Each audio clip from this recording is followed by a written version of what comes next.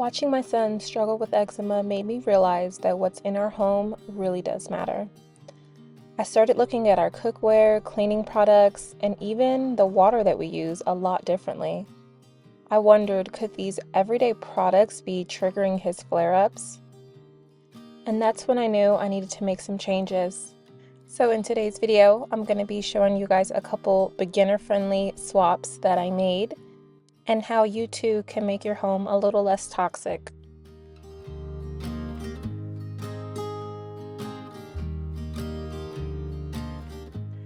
When I started learning about toxins in our everyday products, I was honestly shocked.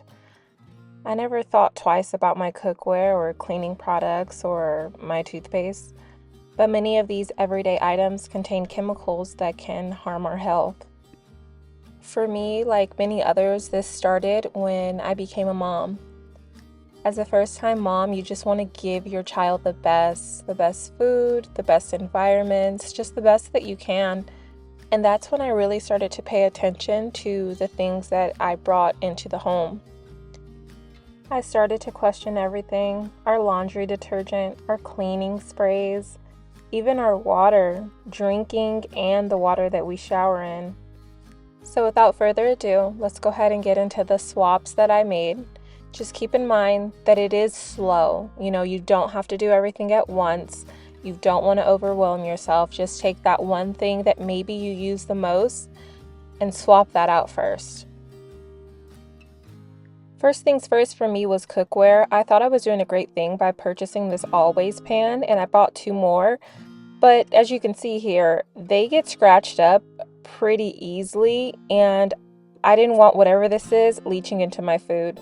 So I made the switch to stainless steel and cast iron. When you are trying to switch out your cooking, like pots, pans, all those things, it can get pretty expensive, but for me it was very important because I do cook something every single day. I am now getting into thrifting, so that was the first place that I checked, and I was able to find this amazing all-clad pan, and it honestly wasn't that hard to bring it back to life. Another great place that you can go to find inexpensive pans is going to be TJ Maxx, Marshalls, Home Goods, anywhere like that. And you want to make sure that you check the clearance section when you go to these stores, because there's typically perfectly good items that are hidden back there as well. And this isn't all of the pots and pans that I have. I also have a really large cast iron skillet. I have a heart-shaped cast iron skillet that's enameled, but basically just stainless steel and cast iron. I am also obsessed with this Instant Pot. I didn't have one before. This has a stainless steel insert, and I found this at the thrift shop for $14.99, so definitely check there before you buy one. A lot of people tend to think that things like eggs stick when you're using a stainless steel or cast iron, but it's pretty much the same, honestly. It's not that difficult. It's a little bit of a learning curve, but once you get it, you are good.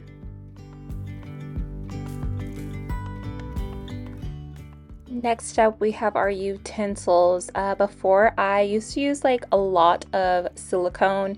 I used to use a lot of plastic, but I have now just recently switched to wood and also stainless steel. So these are still questionable. If they have that shiny coating on them, I'm still doing research on that. What I'm hearing is that this one that I'm showing here is the better option.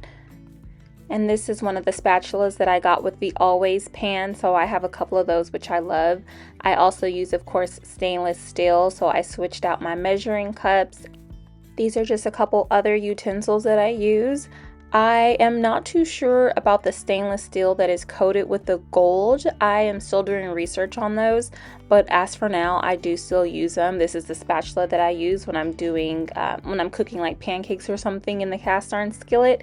So if I have to get rid of it, I have to replace this one. Next up, we have Tupperware. Growing up, we would always use plastic Tupperware. We would put it in the microwave.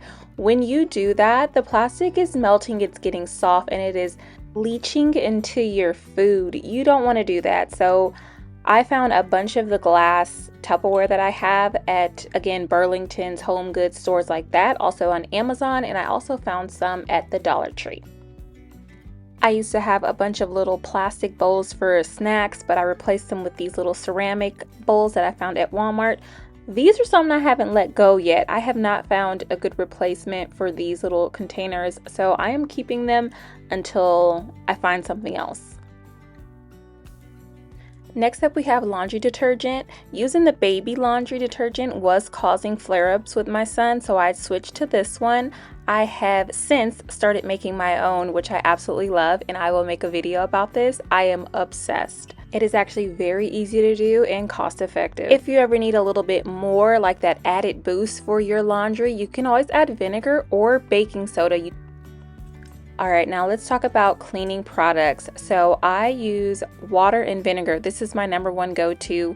I also like to use this all-purpose cleaner, which is just vinegar and dish soap. So in this one, I use Dawn. Once this one's all gone, I found a cleaner dish detergent that I'm going to be using, but this stuff works amazing. I also found this here. I found this on Thrive Market. I have not used it even at the time of editing this, so I don't know how well it works, but it reminds me of Ajax. So I'm going to use this when I need a little something more.